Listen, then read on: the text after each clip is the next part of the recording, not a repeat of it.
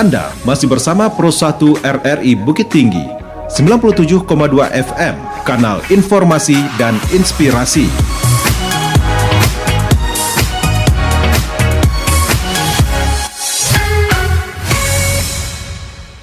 Saudara pendengar, masih bersama kami tentunya di Pro 1 Radio Republik Indonesia. Dan kali ini pukul 8:05 waktu Indonesia Barat, kami hadirkan Bincang Pagi ke ruang dengar Anda bersama rekan reporter kami Joni Marbeta. Ya baik, terima kasih rekan Irvi, pendengar dimanapun berada di pagi hari ini dalam dialog kentongan di pagi hari ini juga pada kita menengahkan topik Ranah Minang Rawan Bencana, perkuat sinergi dan kolaborasi.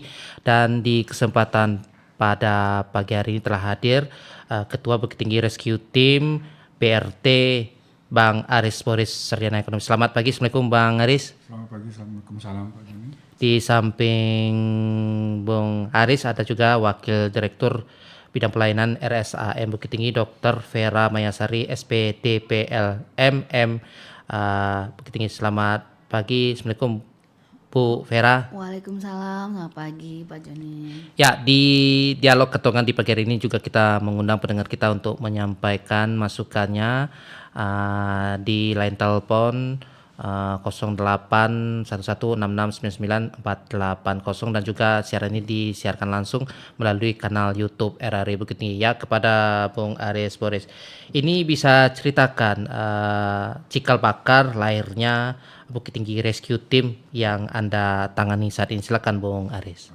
Terima kasih Pak Joni. Mungkin dari awalnya saya perkenalkan profil dari Bukit Tinggi Rescue Team. Kalau nggak salah dari tahun 2008. Ya.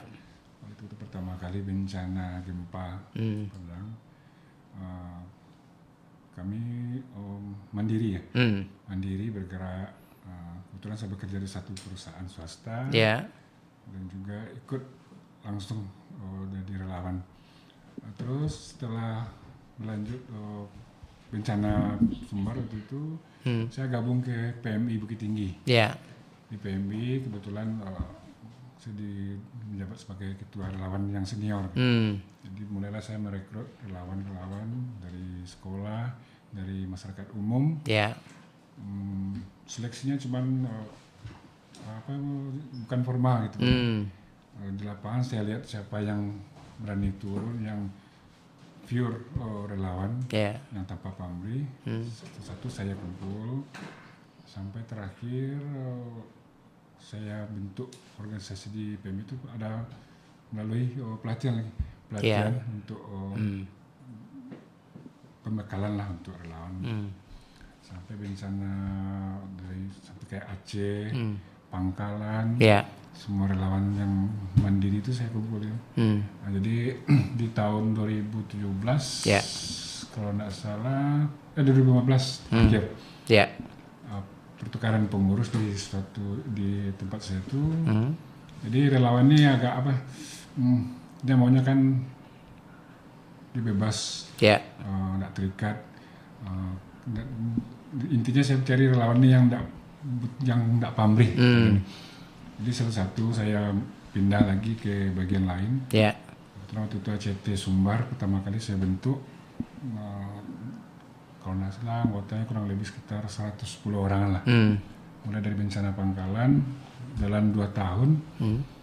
Karena kami sering di lapangan, kami dilirik sama orang BPBD. BPBD Kota Bukit Tinggi.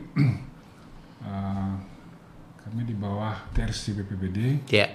Dan berkali-kali jadi tim untuk acara Jambore mewakili Bukit Tinggi. Alhamdulillah waktu itu untuk lomba kami dapat nomor 1, juara 2 gitu, mewakili Bukit Tinggi.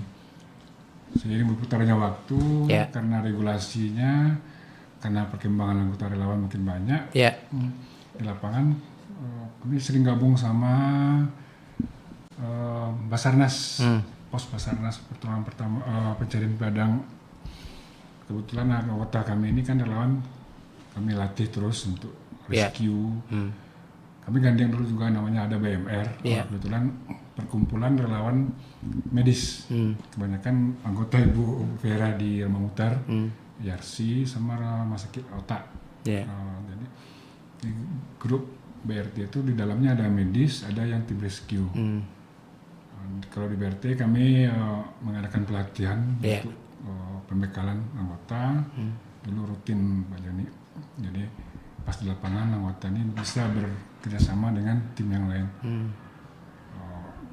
Itulah awalnya Kepala Basarnas Pos Pencarian Padang mengajak kami MOU bekerjasama kan untuk membantu tim Basarnas untuk khusus rescue di lapangan pencarian korban bencana. Kami di bawah atas Basarnas. Kerjasamanya bentuknya apa? Potensi Basarnas. Kami bisa membawa atas nama Basarnas. Di mana kegiatan Basarnas kami dibawa diajak.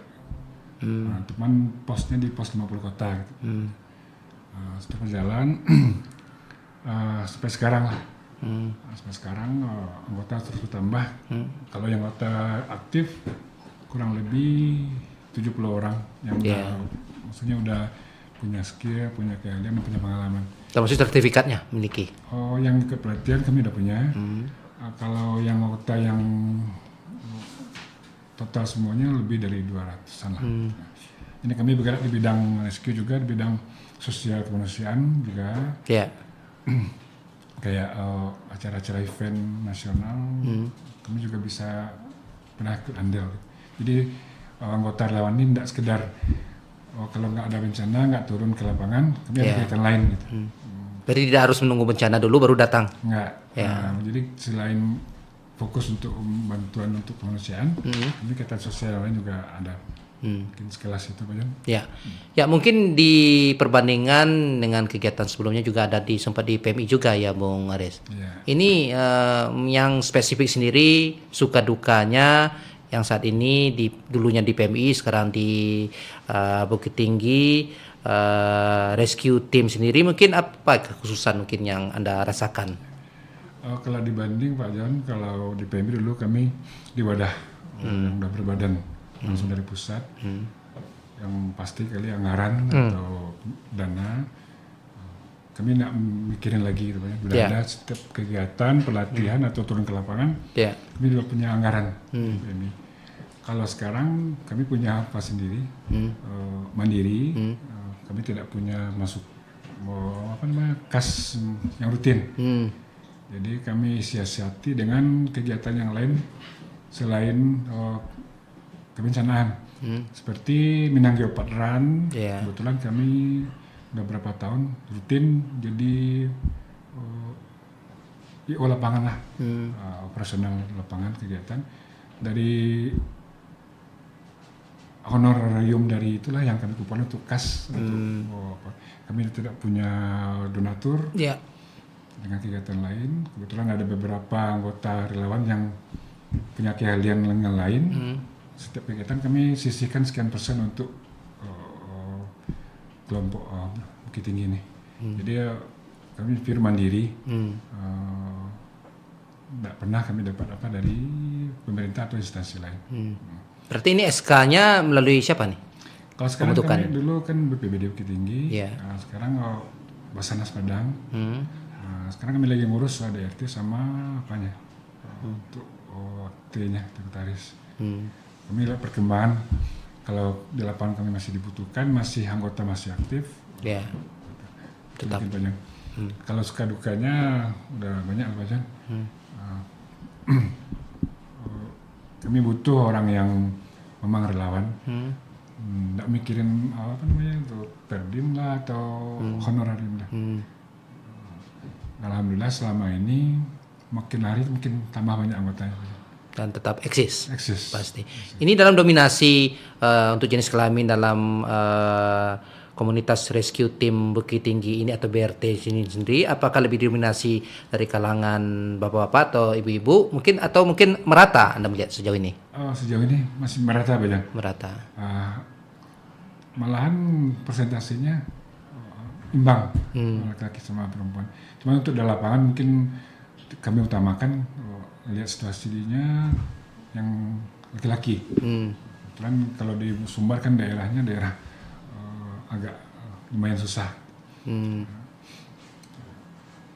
Mungkin Mungkin itu Bajan. Ya, kepada Ibu Vera selaku Wakil Direktur Pelayanan RSAM, Dr. Vera ini dengan telah disampaikan Bang Aris tadi dalam penanganan bencana dari sisi medis yang ditangani selama ini di RSAM Bukit Tinggi sendiri, mungkin seperti apa pengalaman, mungkin berbagi cerita di dialog kentongan di kesempatan pagi ini. Silakan Bu Dr. Vera. Oke, terima kasih Pak John. Kalau RSUD Ahmad Mukhtar sebagai rumah sakit provinsi yang tertua juga di Sumatera Barat ini, jadi memang kalau disebut ya sudah makan asam garam lah dengan semua bencana ya. Yang terbaru kemarin nih Pasaman, kemudian menyusul erupsi kita di Desember dan Galudu kita di bulan Mei. Nah, Ahmad Mukhtar sebagai rumah sakit yang memang rujukan dari rumah sakit yang kecil dan dari lingkungan kita Sumatera Barat bagian tengah juga, itu kita memiliki tim yang memang sudah mumpuni. Ada dokter ortopedi yang akan menangani patah tulangnya. Kemudian ada dokter-dokter bedah kita yang sudah mumpuni, bahkan kita juga sudah punya ahli untuk bagian paru-paru ya, karena memang konsultannya gitu ya. Nah, kejadian kemarin itu salah satu warga kita ketika kita sudah buka posko bencana, jadi pasien ini masuk waktu malam kejadian itu pada hari Sabtu itu dengan kepala yang terbentur. Nah, ternyata kan sampai di rumah sakit tuh kita CT scan. Nah, ternyata tidak ada masalah dengan kepalanya. Pasiennya akhirnya dipulangkan setelah 2 jam karena memang waktu itu pasien kita banyak sekali yang didatangkan. Nah, waktu kami datang ke posko, kita bikin layanan waktu itu home to home. Jadi karena memang kita bawa dokter spesialis turun ke lapangan. Nah, ternyata waktu di rumah pasien yang tadi itu mengeluhkan sakit kepala, masih dengan sakit kepala, tapi hasil CT scan negatif, ternyata di paru-parunya masih ada pasir. Nah, jadi keluhan yang berbeda mungkin karena pasiennya kondisinya tidak bagus ya, ternyata kita masih menemukan setelah kita cuci, akhirnya dilakukan pencucian oleh dokter konsultan gawat darurat bagian parunya. Nah, pasiennya besoknya dipulangkan dan kondisinya aman. Nah, itulah contoh kasus. Nah, untuk Ahmad Mukhtar sendiri, kita juga punya hospital disaster plan, di mana nanti dia saja tidak menangani yang pasien-pasien dan keluarga pasien kita yang di dalam dan petugas yang di dalam, tapi juga menangani korban-korban yang memang dirujuk dalam kondisi hidup atau dalam kondisi yang sudah tidak bernyawa lagi. Nah, mungkin itu dari kita. Biasanya SOP-nya ya kita sudah memilah pasien sesuai dengan triase, mana yang merah itu akan emergensi langsung masuk ruang resusitasi.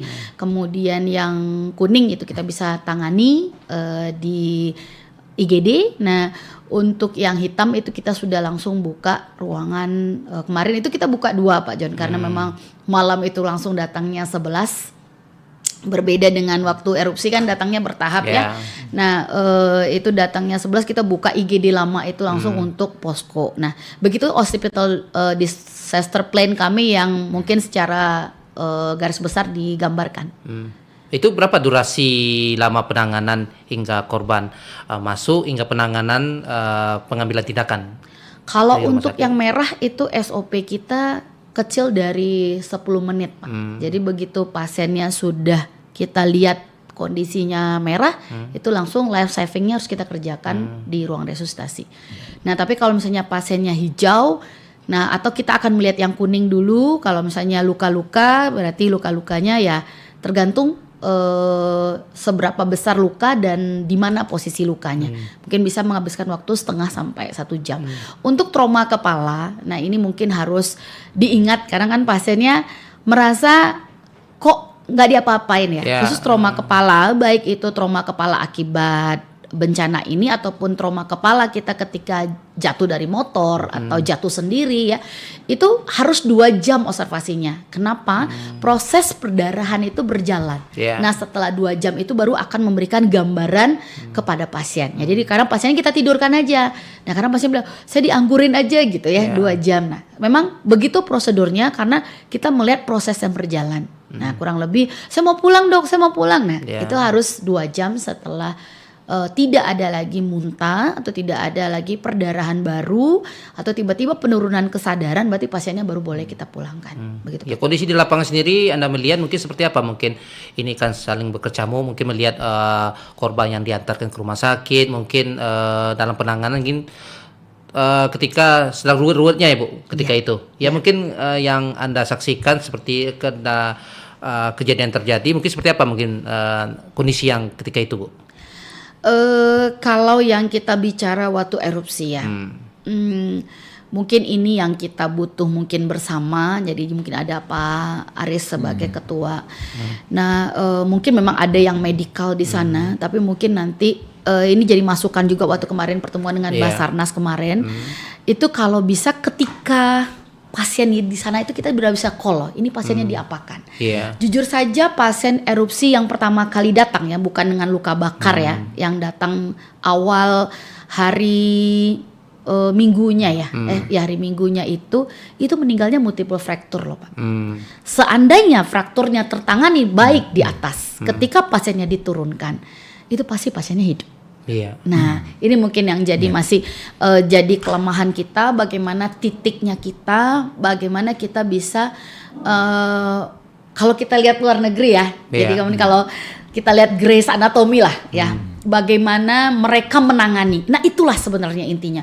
Memang life saving itu waktu kita bermain dengan waktu. Jadi begitu pasiennya kita lihat, maaf aja dengan cairan saja mungkin pasiennya sudah sembuh. Ya, maksudnya bisa kita tangani di bawah. Jadi kita nggak perlu harus transfusi ya segala macam. Dengan cairan saja kita kontrol hemodinamiknya, tekanan darahnya bagus, pompa jantungnya bagus, itu pasiennya kita turunkan, insya Allah dia aman. Nah, jadi kemarin itu saya lihat contoh yang pasien kita yang perempuan Pak. Itu yang Galodo ya, anak kita yang umurnya 18 tahun itu selamat. Kenapa? Dia masuk ke rumah sakit dengan kondisi merah, fraktur pelvis. Biasanya pada wanita kalau yang terlambat fraktur pelvisnya itu 2 jam durasinya dia dipastikan meninggal. Karena organ wanita tuh paling banyak di bagian panggul. Dengan suplai darah terbanyak. Nah, alhamdulillah Ananda kita itu berhasil kita selamatkan. Meskipun kalau untuk Ahmad Mukhtar kan kita belum, insya Allah ini tahun depan Dokter Delsi sudah pulang dari konsultannya, itu kita sudah bisa menangani yang untuk panggul. Nah, karena memang kemarin kita rujuk di M Jamil, sampai di M Jamil dilakukan perbaikan keadaan umum itu lebih dari seminggu karena memang darahnya banyak sekali, tapi darahnya nggak kelihatan. Ya, darahnya di dalam, jadi nggak kelihatan. Nah, anaknya bersih loh, nggak ada luka sama sekali. Nah, ini yang kadang sering lalai. Nah, ternyata kalau bahasa kita waktu itu kebetulan waktu di Padang, saya adalah salah satu tim reaksi cepat bencana di Dinas Kesehatan Kota Padang. Itu ketuanya adalah Bapak Saiful Sanin, spesialis bedah saraf. Jadi beliau selalu mengatakan, jangan dahulukan pasien yang berdarah. Kadang yang silent itu yang ternyata lebih berbahaya. Iya. Nah, jadi memang ketika kita mensweeping itu memang jelas harus benar-benar pasti mana ini pasien memang emergensi. Kadang kan kalau pasien kepala juga dia diam saja.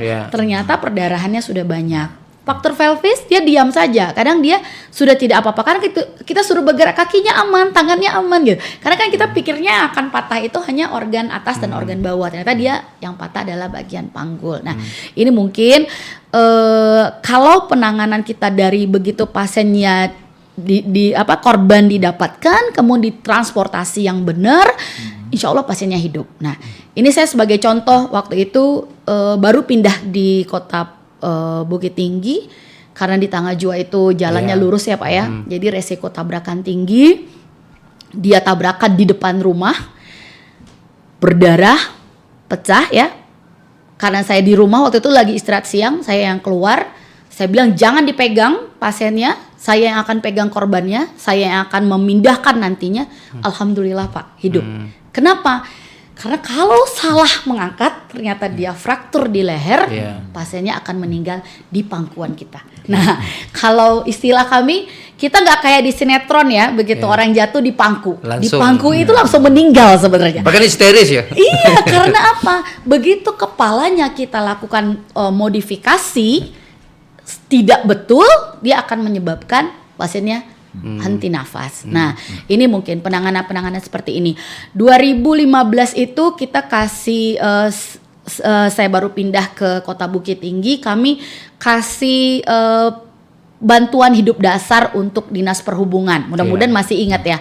Nah, teman-teman di sana, bagaimana sih sebenarnya memindahkan korban baik itu bencana, korban kecelakaan gitu. Apalagi dengan kondisi yang ada trauma gitu loh. Nah, itu mungkin Pak. Ya, mungkin selama ini stigma masyarakat atau mungkin sebagai pasien keterlambatan mengambil tindakan bukti dalam rangka untuk melihat situasi yang pas ya Ibu. Betul. Nah, kejadian contohnya waktu drag race. Nah, itu helmnya membuka helm pada pasien pembalap itu tidak sembarangan loh. Itu ada caranya tersendiri. Ini dibuka paksa sehingga itu frakturnya akan berat di cervicalnya. Dia akan henti nafas di sana. Sebenarnya kalau ketika itu jangan dibuka, dia ditransfer dengan helm dan helmnya rumah sakit yang buka, itu pasiennya masih hidup. Nah, itu mungkin itu yang trik-trik tersebut mungkin yang kalau teman-teman yang dari bencana mungkin mereka sudah tahu. Nah, kelemahan kita hanya kita tidak bawa infus ya Pak Ares ya. Kalau di luar negeri itu kan mereka langsung video call di sana. Ya mungkin itu yang akan kita buat nanti bersama, kan kemarin Pak Direktur juga bilang saya sebagai ketua di Persi sebagai kontingensi bencana itu kalau bisa kita tuh emang satu loh Pak. Nah, dari dulu sebenarnya Kementerian Kesehatan tuh udah bikin PSC 118. Itu sebenarnya untuk penanganan dari bencana. Tapi kabupaten kota itu masih belum bergerak untuk itu. Kita yang provinsi itu nggak bisa karena itu mungkin karena anggaran Bu. Enggak, dibayari oleh Kementerian Kesehatan. Tapi harus diampu oleh kabupaten atau kota, tidak boleh provinsi. Makanya Ahmad Mukhtar tidak boleh. Saya berkali ajukan, kebetulan teman saya yang di posisi sana Kemenkes, nggak bisa kecuali kabupaten kota menulis surat bahwa kami tidak sanggup menjalankan ini. Menyurati. Nah, akhirnya diserahkanlah kepada provinsi. Nah, jadi hal tersebut yang harusnya kita buat sehingga anak-anak kita yang kita selamatkan itu memang ya tujuan kita kan menyelamatkan Pak. Kalau misalnya mohon maaf kalau memang dia sudah hitam itu kan bukan yang harus segera gitu loh.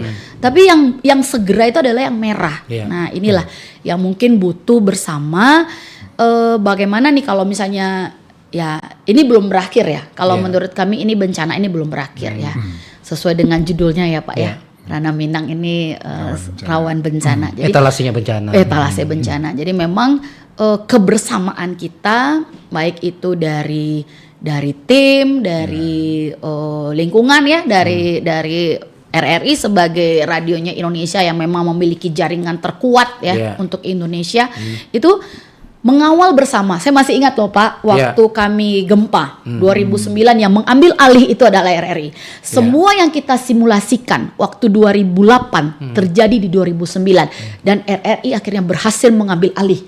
Menenangkan masyarakat yang panik dengan kondisi yang berat. Nah, itu kita harapkan lagi kesiapan juga nih Pak. Dan itu kolaborasi dipentingkan. Betul. Nah, itu. Jadi memang kebersamaan kita itu tidak lagi kayak Bapak tadi kan ada BPD sendiri, Basarnas sendiri. Nah, gimana itu kita bisa bersatu? Nah, ini mungkin yang jadi PR bersama ya Pak ya. Karena memang kalau anggaran permasalahannya itulah BTT itu selalu kalau bahasanya kami di dinas dulu Pak, setelah bencana selesai, kami yang akan jadi bencana setelah itu. Ya, jadi karena memang selalu akan jadi bahan pemeriksaan setelah itu. Nah, ini mungkin yang jadi catatan kita bersama gitu loh. Ya baik pendengar maupun Anda berada, sembari kita melanjutkan perbincangan kita lebih lanjut dalam dialog kentongan di pagi hari ini, berikut kita rehat jenak, kita putarkan selingan berikut ini. Garut sering dikenal dengan dodol dan kerajinan kulitnya. Padahal ada satu hal lagi yang juga legendaris dari kota Garut. Daluang, masyarakat sekitar menyebutnya. Daluang adalah kertas tradisional yang terbuat dari kulit pohon daluang yang berawal dari masyarakat kampung adat Pulo. Beberapa sumber mengungkapkan, pohon daluang yang akan dijadikan sebagai bahan utama pembuatan kertas tradisional haruslah berumur 1 hingga 2 tahun. Kalau terlalu tua, maka akan sulit dijadikan kertas.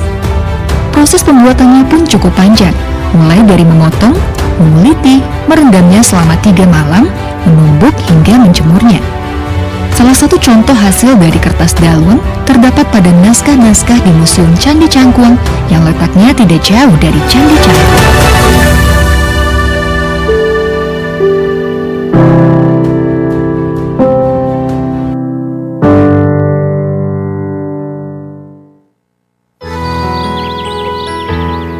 Oi Mar, alah bunci je Imar nampak deh ye kini ya. Atuh ba, masalah deh yui. Imar balaki nang bunci pari Imar. Bukan baik tu Imar. Bakabe lah Imar lah. Anak gay lah banyak nampak deh. Onde mande yui. Kabe tu maha kini kue. Lapesi makan lah mujua kau maha. Imar, jangan kampuangan jo Imar lah. Kampung ba aku. Kini lah adoh kabe tunan gratis. Kalau lah bakabe Imar, bisa Imar meningkatkan pendapatan keluarga. Jo panambah bali parfum. Boleh jangan nasuk je Imar tarui. Adi mah bisa dapat informasinya tuh yui. Pek lah, batanyo awak Kadinas P3A PPKB Bukit Tinggi.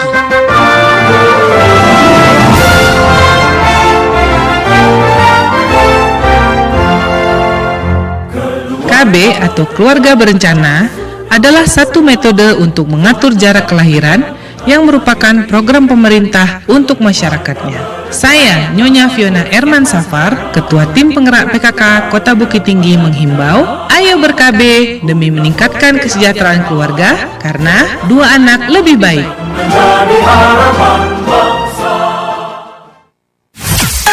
97,2 FM Pro 1 RRI Bukit Tinggi, kanal informasi dan inspirasi.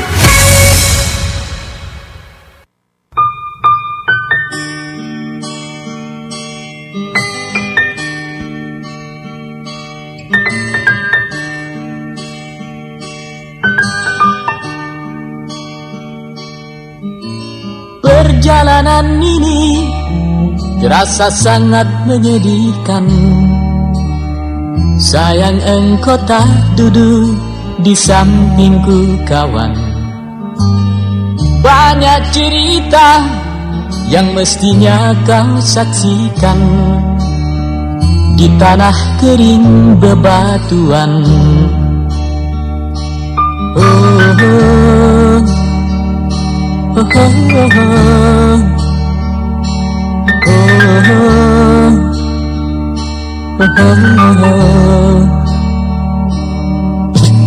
Tubuhku terguncang dihempas batu jalanan.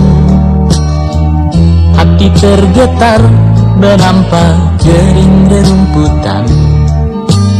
Perjalanan ini pun seperti jadi saksi. Gembala kecil menangis sedih.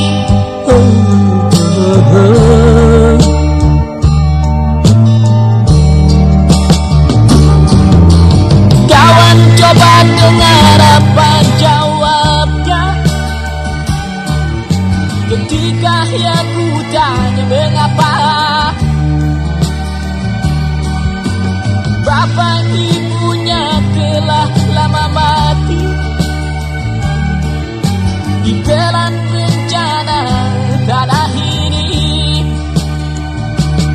Sesampainya di laut, ku kabarkan semuanya kepada karang, kepada ombak, kepada matahari. Tetapi semua diam, tetapi semua bisu. Tinggal aku sendiri terpaku menatap langit. Barangkali di sana ada jawabnya. Mengapa di tanahku terjadi bencana? Mungkin Tuhan mulai bosan melihat tingkah kita yang selalu salah dan bangga dengan dosa-dosa, atau alam mulai enggan bersahabat dengan kita. Coba kita bertanya pada rumput yang bergoyang.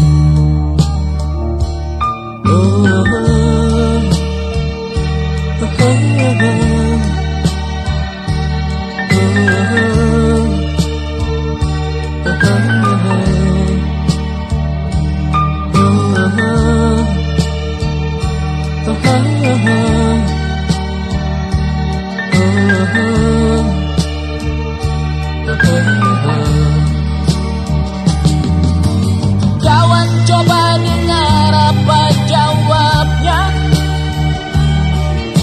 ketika aku tanya mengapa bapak ibunya telah lama mati ditelan bencana tanah ini. Sesampainya di laut, ku kabarkan semuanya kepada karang, kepada ombak, kepada matahari. Tetapi semua diam, tetapi semua bisu. Tinggal aku sendiri terpaku menatap langit. Barangkali di sana ada jawabnya, mengapa di tanahku terjadi bencana.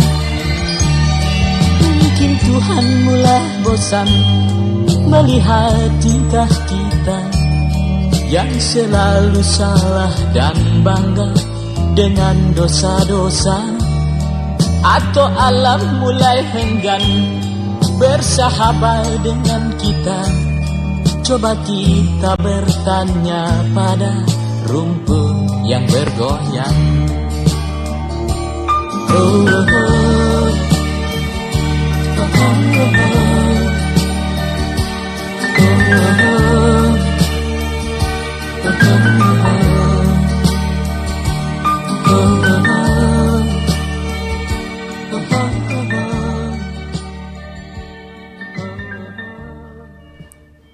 Ya, bertanya pada kawan atas bencana yang terjadi saat ini, ya, kepada Bang Aris Boris, sesuai dengan lagu yang telah diperdengarkan sebentar ini. Mungkin Anda sendiri melihat kolaborasi yang diciptakan dalam memperkuat sinergi. Saat ini juga Sumatera Barat dikenal sebagai etalasenya, supermarketnya bencana. Mungkin seperti apa Anda melihat dalam rangka untuk memperkuat sinergi ini supaya sinergi dan juga kemitraan dalam penanganan bencana ini tetap intens. Silakan Bung Aris. Makasih Pak John. Kalau buat saya sinergi dan kolaborasi malahan sangat penting Pak John. Ya. Karena kalau di lapangan saya lihat tidak bisalah tim itu bekerja sendiri. Apalagi ego sektoral.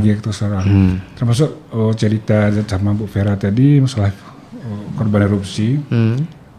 Kesalahan awalnya kan tindakan pertamanya. Kebetulan waktu hari pertama itu yang membantu di lapangan warga, belum tim vokasi yang rescue turunnya baru subuh datang di atas.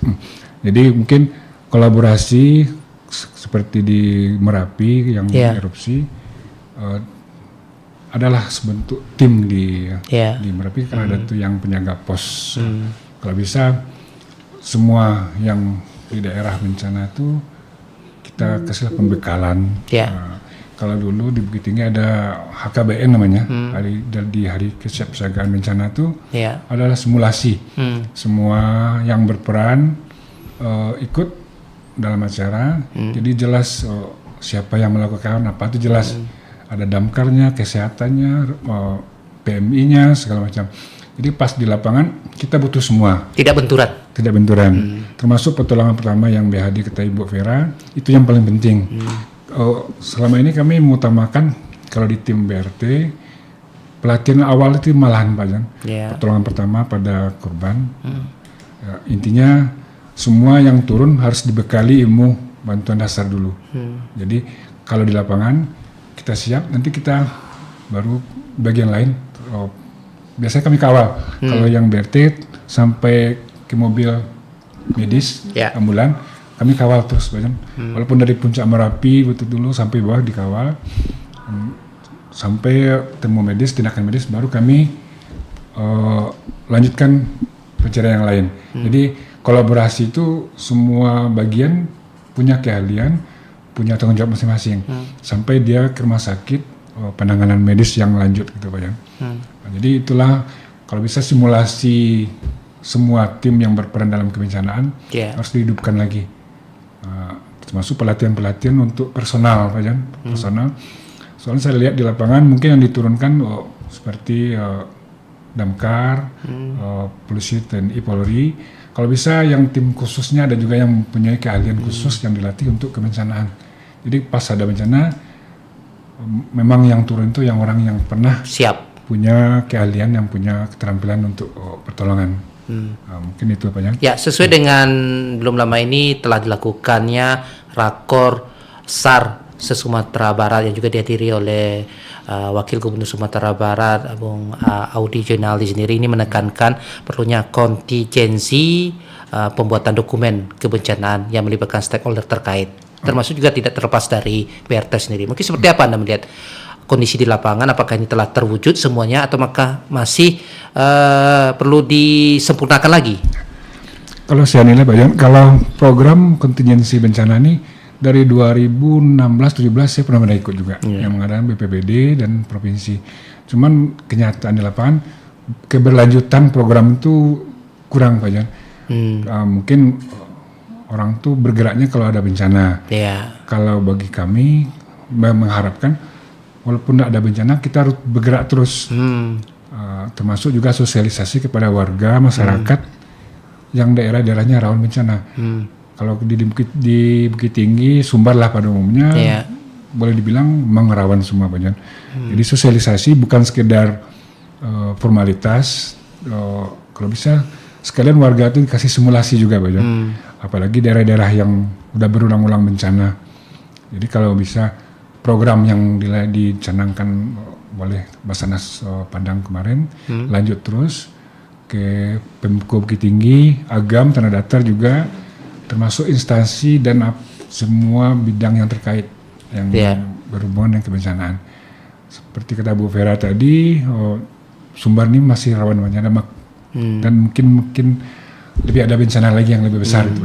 Jadi kesiapsiagaan bukan sekedar aparat atau petugas yang ikut, cuman masyarakat, warga, termasuk antisipasi peningkatan bencana juga Pak Jan. Oke. Berarti dalam hal ini ketika terjadi aksi di lapangan bukannya sekedar untuk mengambil dokumentasi, tapi reaksi itu yang lebih penting Anda melihat. Betul.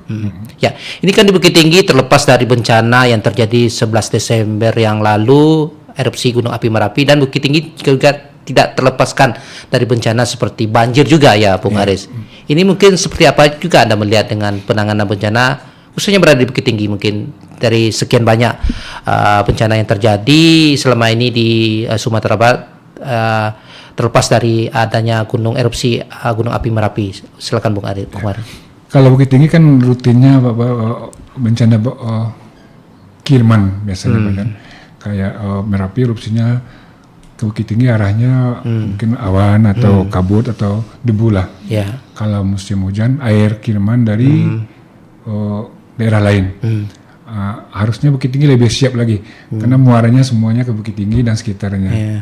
Termasuk warganya juga pemahaman tentang efek atau risiko dari bencana yang berlanjut gitu Pak Jan. Karena kalau saya pikir secara besar untuk mengatasi mungkin belum bisa. Cuma untuk mengurangi risiko, memperkecil dampaknya mungkin masih bisa. Bisa kita libatkan. Kalau di kelurahan kita udah punya KBLK misalnya KBLK, Desa Tangguh Bencana, dan relawan-relawan kayak di sekolah PMR segala macam. Lebih kita gerakkan lagi sekurang-kurangnya untuk mensosialisasikan lah Pak Jan. Misalnya bencananya ini yang rutin Bukit Tinggi kita harus siap selalu. kalau kita harapkan dari pemerintah atau Pemda sulit juga. Sulit. Soalnya yang berdampak langsung kan warga. Jadi awal yang kena dampak warga yang harus siap duluan. Kalau pemerintah atau instansi yang mau bantu setelah bencana terjadi. Jadi kita harapkan warga, semua lapisan masyarakat mulai dari bawah mengerti dan paham untuk bencana ini, mengurangi risiko bencana sekurang-kurangnya lingkungan terkecil. Dan pastinya dalam hal ini literasi kebencanaan ini sangat penting dan ditunjang perlu digerakkan lagi oleh bagi dinas pendidikan setempat juga ya Bu Haris. Perlu Pak Jan. Kalau bisa ada pelatihan rutin lah. Pelatihan rutin masuk simulasi, karena walaupun dilatih secara formal, kalau simulasi kurang pas di lapangan juga keberlakuan juga. Ya. Mungkin itu Pak Jan, peningkatan untuk perhatianlah segala lini untuk meningkatkan kesadaran warga untuk mengurangi risiko dari dampak bencana, juga ada risiko bencana Kota Bukit Tinggi. Ya, kepada Bu Vera, ini ketika terjadi bencana musibah erupsi Gunung Api Merapi, ini kan banyak korban jiwa yang ditangani oleh RSAM Bukit Tinggi. Ini kan ketika ditekankan oleh Pak Gubernur, seluruh biaya ditanggung oleh pihak rumah sakit. Ini kondisi realnya seperti apa, Bu? Ini kan masyarakat sering bertanya-tanya ketika masuk secara beruntun, korban yang masuk dalam penanganan, mungkin kondisi di lapangan mungkin seperti apa Ibu melihat, mungkin dalam hal setidaknya dalam rangka pembiayaan sendiri selama ini dalam korban yang terjadi bencana tersebut. Silakan Bu Dr. Vera. Ya, kalau untuk korban bencana, ini kita waktu itu awal-awal itu belum ada bencana. Ya.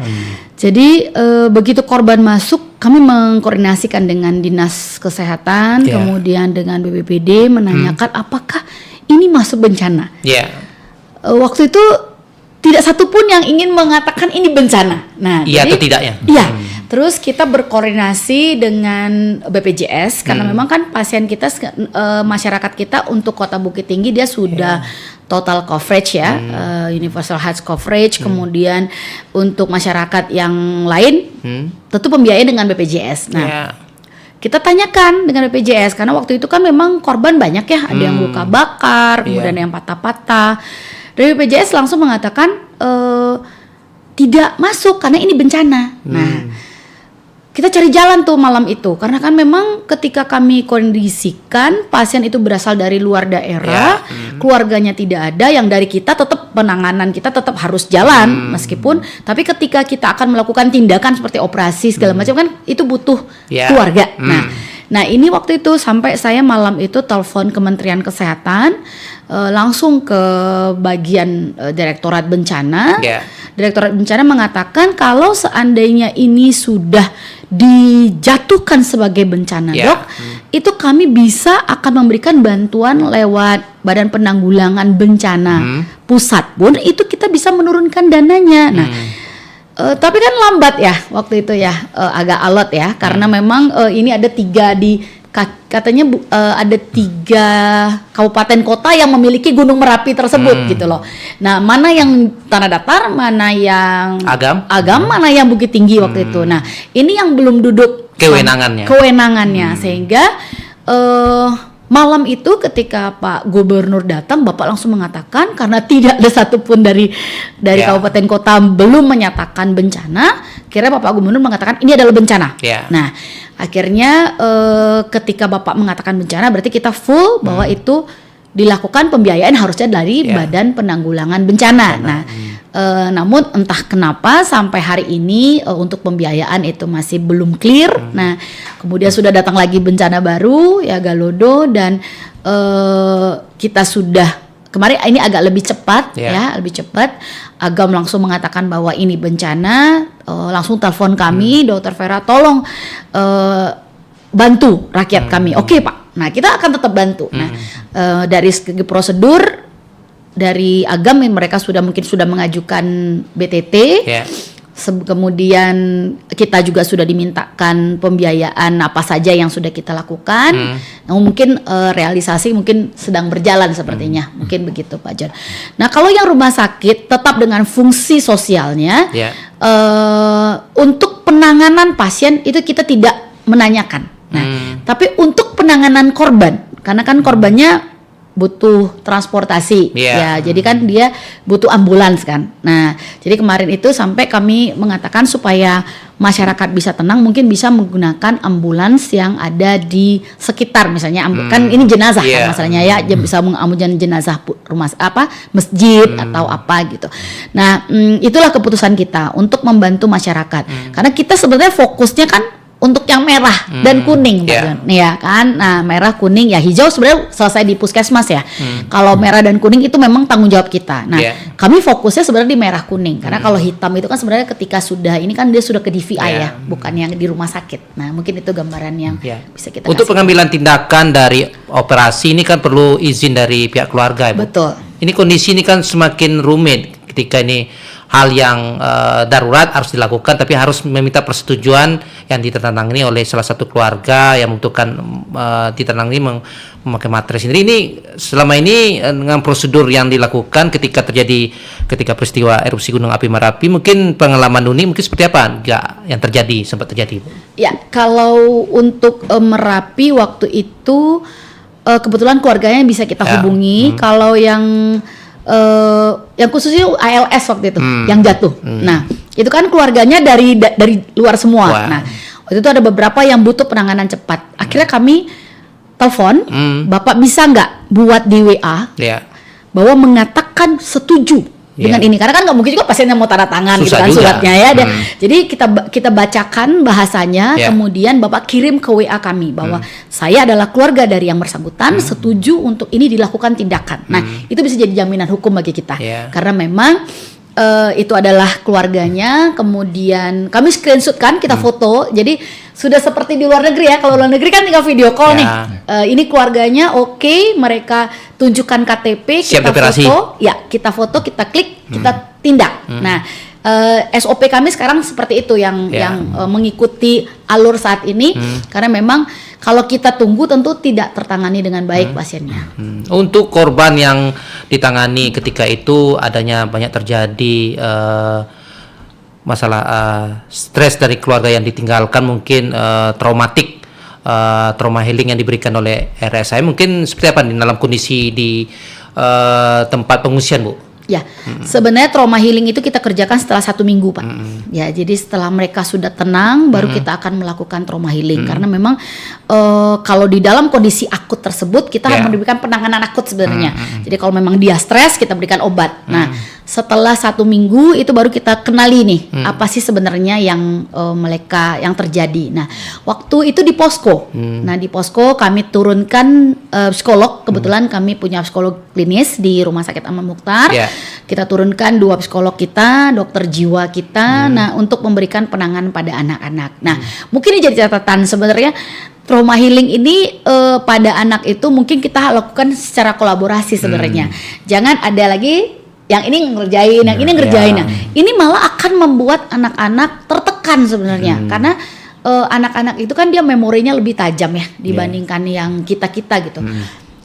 Jadi dia akan mengingat itu terus ketika datang lagi nih tim baru. Nah, padahal kemarin dia udah tenang gitu ya. Terus datang lagi tim baru, ulang lagi nih. Nah, akhirnya mereka malah traumanya bertahan jadinya, bukan trauma healing. Nah, ini mungkin yang harus disepakati bersama sebenarnya oleh Dinas Kesehatan gitu ya, oleh Puskesmas sebagai pengampu daerah gitu ya. Jadi memang mereka yang sudah menjadwalkan, oh Senin ini trauma healingnya dari ini gitu, Selasa ini. Nah, sebenarnya dari wilayah mereka sudah meng-cap loh. Ini rakyat saya loh. Nah, sebagai mantan kepala puskesmas saya selalu begitu. Ini rakyat saya.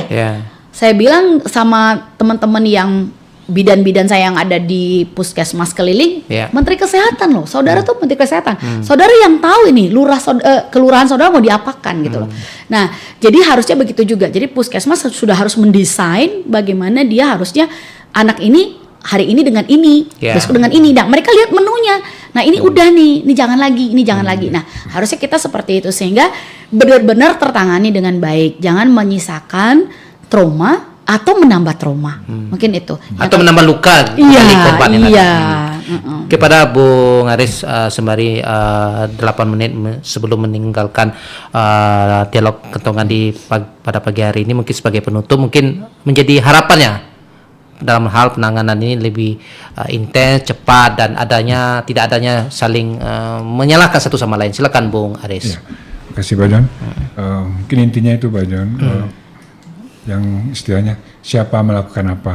Soalnya di lapangan nanti yang harusnya yang rescue mengerjakan yang lain, yang harusnya mungkin untuk pengamanan jalan, mengerjakan rescue. Jadi intinya pertolongan pertama itu memang untuk bantuan dasar. Jadi orang yang benar-benar mengetahui, punya keahlian. Karena salah tindakan, salah juga hasilnya Pak John. Jadi kalau yang bagian lain juga sesuai lah dengan SOP, dan ikutilah komando dan kalau di bencana kan ada tim komando, koordinatornya siapa, koordinasi selalu, dan jangan jalan sendiri-sendiri Pak John. Mungkin itu, walaupun kita relawan yang dari luar, karena Sumbar ini jiwa kemasyarakatan lebih tinggi, semua ingin ikut, ingin turun, ingin membantu. Empati ya. Jadi kalau bisa di lapangan adalah koordinatornya yang mengarahkan, membagi tugas, pembagian tugas yang sesuai dengan keahlian masing-masing. Mungkin itu Pak John. Ya baik Bung Aris Burisa SE selaku Ketua Bukit Tinggi Rescue Team BRT, dan juga Ibu Dr. Vera Mayasari SPD PLMM selaku Wakil Direktur Pelayanan RSM Bukit Tinggi telah hadir di pagi hari ini dalam dialog kentongan. Terima kasih Bung Aris. Sama-sama Pak John. Terima kasih Pak John. Pendengar, usai sudah dialog kentongan di pagi hari ini. Selamat pagi, selalu salam sehat. Wassalamualaikum warahmatullahi wabarakatuh. Salam tangguh. Salam tangguh.